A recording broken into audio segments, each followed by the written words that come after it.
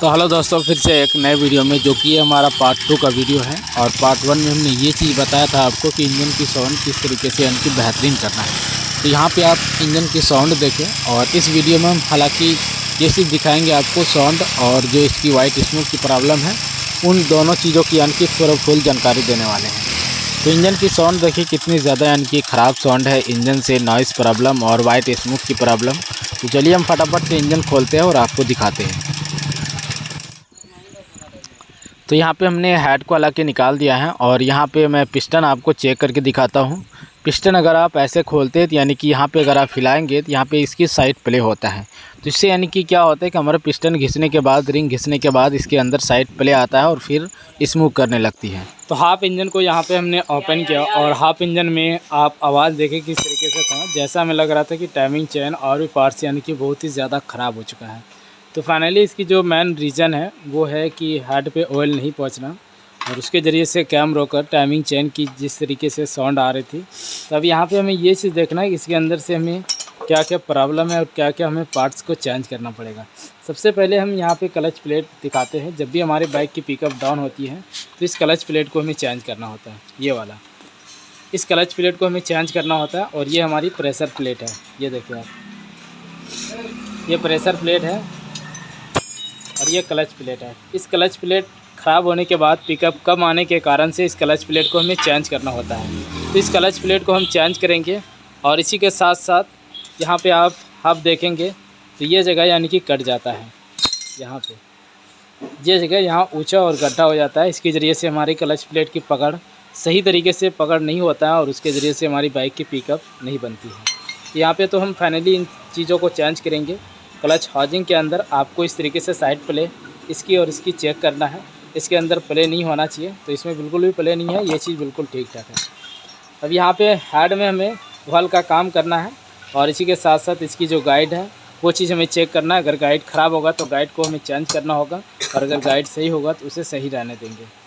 और यहाँ पे कैम रोकर हमें चेक कर लेना है। इसकी जो रोकर है उसकी प्ले चेक करनी है।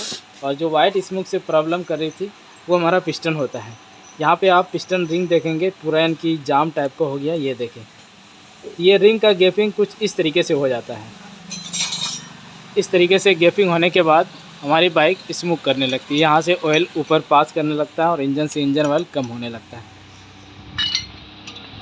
पिस्टन चेंज करने के साथ साथ इस सिलेंडर को हमें बोर करना होता है। इसके अंदर पॉलिश होता है, जो कि इसके अंदर जितना भी स्क्रैच है उन सभी स्क्रैच को साफ़ करेंगे, तभी हमारी नया पिस्टन लग के काफ़ी दिनों तक पिस्टन की टाइम रहता है। सिलेंडर वाला रूलर है।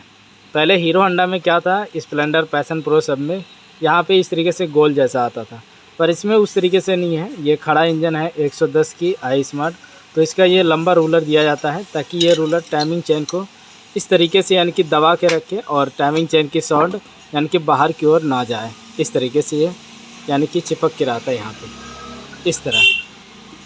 ये ऊपर होता है और भी, और ये बीच में रहता है यहाँ पे कुछ इस तरीके से सिलेंडर के पास यहाँ पे। अब यहाँ पे हमें क्या देखना है, ना तो ये साइड ख़राब होता है और ना ही ये साइड ख़राब होता है। इसकी जो ख़राब है वो यहाँ पे ख़राब होता है, ये जगह घिस जाता है। जिस तरीके से गाइड में आपने देखा होगा कि बीच साइड यानी कि कट जाता है, उसी तरीके से इसमें होता है। ये देखें आप, सेम उसी तरीके से। तो इसे फाइनली चेंज करना है। टाइमिंग चेन को तो हर हाल में चेंज करना ही है।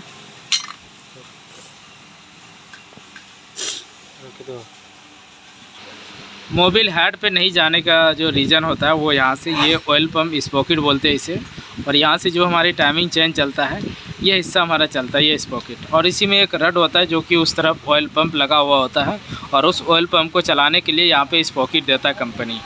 तो ये यानी कि क्या होता है, कभी कभी यहाँ पे देखें आप, ये बीच का यानी कि नहीं घूम रहा और ये साइड से घूम रहा है। तो ये बीच से यानी कि यहाँ से कट जाता है। ये रबड़ होता है और ये लोहे की होता है, और ऊपर फिर लोहे की होता है। तो ये बीच से कटने के कारण से ये सिर्फ यही घूमता है, और ये ऑयल पंप नहीं घूमता है, जो कि हमारे हेड पे ऑयल नहीं जाने लगता है। तो इसे खोल के हमें इसकी ऑयल पंप स्पॉकेट को चेंज करना है, तभी जो ऑयल है इंजन ऑयल वो हमारे हेड तक पहुँचेगी, और इसकी इंजन की जो साउंड है वो बिल्कुल बेहतरीन होगा। तो चलिए अब हम फाइनली लैब पे जाके बोर कराते हैं और भी काम कराते हैं, और फिर हम आपको आगे दिखाते हैं किस तरीके से इसका काम होगा। और आप वीडियो में ज़रूर बने रहें, और चैनल पे नए तो एक बार ज़रूर चैनल को सब्सक्राइब कर लें। कनेक्टिंग के अंदर इसमें अगर साइड प्लेस ज़्यादा है तो आपको कनेक्टिंग की काम कराना होगा, तभी इस बाइक की इंजन की जो साउंड है वो बेहतरीन आएगी। पहले आपने साउंड देखा किस तरीके से था और आप वीडियो में बने रहें और हम देखना है कि इसकी जो साउंड है वो कैसे बढ़िया बनता है, यानी कि बेहतरीन आती है। जिस तरीके से खटखट जैसा साउंड आ रहा था वो साउंड बिल्कुल भी ख़त्म हो जाएगी इसकी। और बहुत से भाई ये भी बोलते हैं कि इसका साउंड जाता ही नहीं है, तो हम देखेंगे आज कि कैसे इसकी साउंड नहीं जाती है। अब यहाँ पे हम पार्ट्स जो इसमें नया डाल रहे हैं वो क्लच प्लेट, सेंटर हब, और इसी के साथ साथ यहाँ पे मैं दिखा देता हूँ जो ऑयल पम्प की स्पॉकेट कट गया था तो इसे हमने बाहर निकाल के अब यहाँ पे यानी कि दूसरा लगाया। अगर इस तरीके से कट जाता है तो हमने शॉर्ट वीडियो बना के रखा है, आप जाके हमारे चैनल पे देख सकते हैं कि किस तरीके से इस रूलर को निकाला जाता है। और यहाँ पे इस बीच वाली सिलेंडर वाली जो रूलर था उसे हमने चेंज किया, और हेड के अंदर दोनों वाल्व और इसकी वाइल सील, एक गाइड इसका चेंज हुआ। पिस्टन हम 25 नंबर का हमने यानी कि 25 साइज़ की पिस्टन डलवाया और हेड के अंदर बोर कराया, क्योंकि न्यू पिस्टन लगने के बाद हमें सिलेंडर को यानी कि बोर कराना होता है। और बोर कराने के बाद आपको पिस्टन रिंग अच्छी तरीके से चेक कर लेनी है और रिंग की फिनिशिंग भी आपको चेक करना है। सिलेंडर के अंदर कहीं भी स्क्रैच नहीं होना चाहिए। तो यहाँ पे हमने रिंग को सेटिंग करके भी लगा दिया, और अगर आप वीडियो देखना चाहते हैं तो हमारे चैनल पे जाके देख भी सकते हैं, क्योंकि रिंग फिटिंग का वीडियो हमने बहुत सारा डाल के रखा है। और जिस तरीके से मैं स्प्लेंडर, पैशन प्रो, ग्लैमर ये सब बाइक में रिंग की फिनिशिंग करता हूँ उसी तरीके से सेम जस्ट इसमें भी रिंग की गैपिंग को हमने सेटिंग किया है।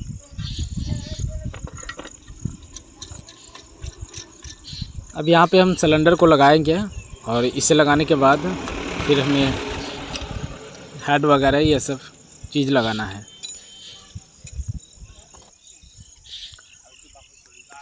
तो सिलेंडर लगाने के बाद यहाँ से हमें पिस्टन कुछ टॉप पे लाके इसके अंदर जो ऑयल है उसे साफ़ कर लेना है, और फिर इसकी जो टाइमिंग चेन है उसे डालने हैं और इसकी रूलर को डालना है।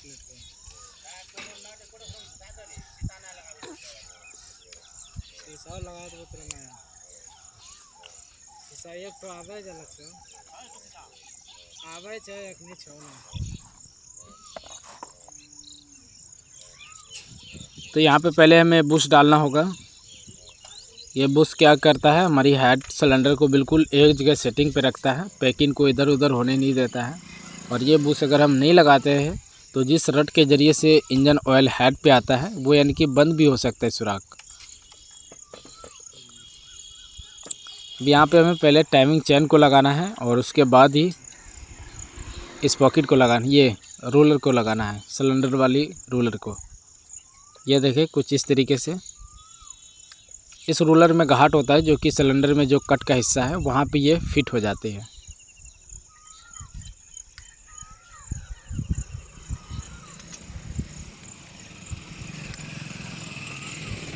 ये देखिए ये यहाँ पे लॉक हो गया।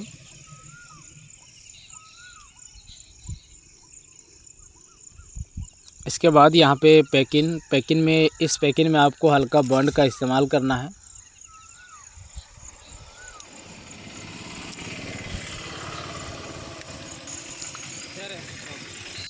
अब चलिए यहाँ से हम पुश रट को खोलते हैं और यहाँ देखते हैं। तो ये देखें गाइस, क्या मैकेनिक यानी कि गलती करके रखे। इस तरीके से स्प्रिंग हमें कभी भी नहीं डालना चाहिए, ये और भी जल्दी टाइमिंग चेन को ख़राब करता है। तो यहाँ से हमें हेड को यानी कि फ़िट करना है, जो दोनों वाल्व डाला, वाइल सील डाला हमने और एक गाइड। तो यहाँ पे इस लॉक को दोनों को सेटिंग करके अब चलिए हम आगे दिखाते हैं आपको, इसे फिटिंग करते हैं।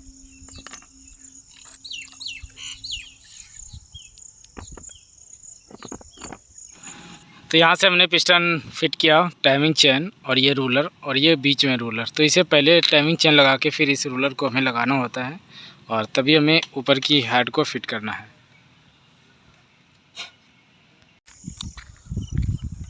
तो यहाँ पे हमें अच्छी तरीके से साफ़ सफाई कर लेना है और तभी यानी कि फ़िट करना है।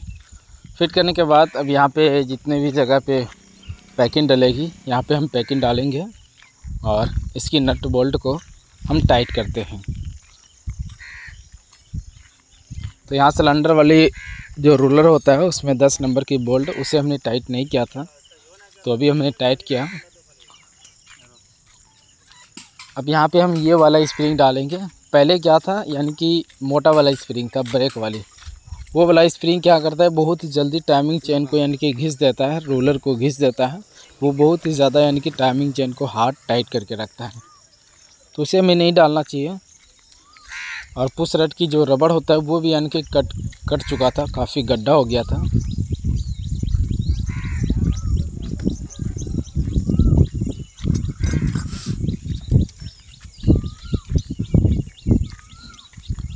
अब यहाँ से हम 14 नंबर की बोल्ट लगता है इसमें।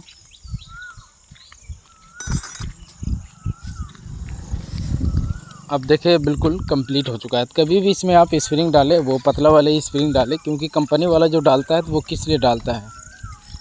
यहाँ पे हमने टाइमिंग को सेट किया, बिंदी का निशान बिल्कुल ऊपर और क्रैंक की जो चाबी होता है ये बिल्कुल ऊपर।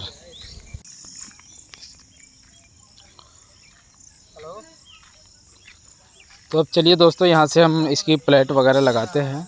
और यहाँ पे आप चाहे तो पहले यानी कि जो पुश रड है इसमें ऑयल डाल के इसे टाइट कर सकते हैं, और या तो आप नहीं भी कर सकते हैं तो ये बाद में जब बाइक को स्टार्ट करते हैं तो उस समय ये खुद ब खुद यानी कि ऑयल भरने के बाद ये टाइट हो जाता है। अब यहाँ पे इस प्लेट को जो लगाना है, ये अब जो लिखा हुआ होता है ये इसे हमें ऊपर रखना है। तो चलिए दोस्तों, ये सारी चीज़ें हम फिट करते हैं और आपको हम बाइक स्टार्ट करके देखते हैं। और इसका सबसे पहले हम वो चीज़ चेक करेंगे कि इंजन ऑयल यानी कि हेड पे आ रहा है या नहीं आ रहा है, ये चीज़ देखना है।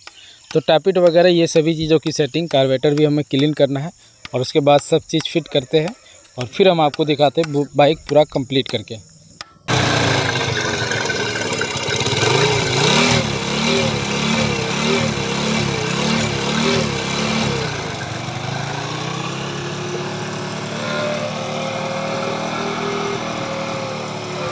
तो फाइनली इसकी हेड पे ऑयल नहीं आ रहा था, तो यहाँ अभी हेड पे बिल्कुल क्लियर ऑयल आ चुका है और इंजन की साउंड भी बेहतरीन है। पहले क्या था, बहुत ही ज़्यादा खटखट जैसा आवाज़, अब उस तरीके से बिल्कुल भी नहीं है। ये देखिए इसकी साउंड। अभी हमने ट्यूनिंग वगैरह कुछ भी नहीं किया है, अभी इसकी ट्यूनिंग करना है। और टैपिट की भी सेटिंग जब ये 400-500 किलोमीटर चल जाएगी, फिर इसकी टैपिट की सही तरीके से एडजस्टिंग करना होगा, तभी इसकी जो साउंड है और भी बेहतरीन होगी। तो वीडियो कैसा लगा ज़रूर आप कमेंट करें, लाइक करें और वीडियो को शेयर करें, और एक बार ज़रूर सब्सक्राइब करें।